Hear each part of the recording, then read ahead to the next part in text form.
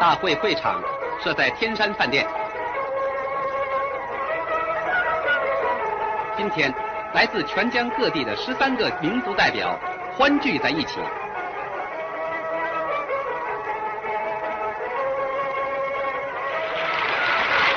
大会隆重开幕。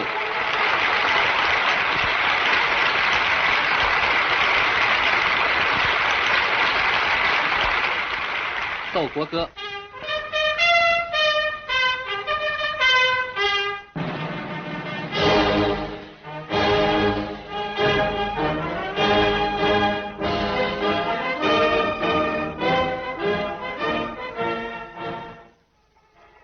大会执行主席赛福鼎致开幕词，他首先向各位代表表示祝贺。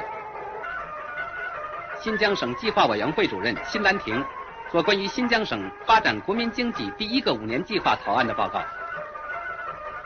新疆省财政厅副厅长刘子模做关于新疆省1954年财政决算和1955年财政预算的报告。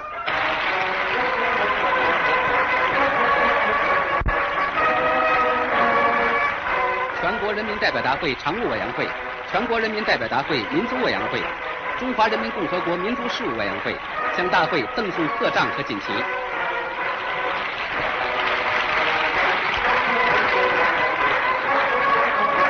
新疆在欢呼，新疆在前进。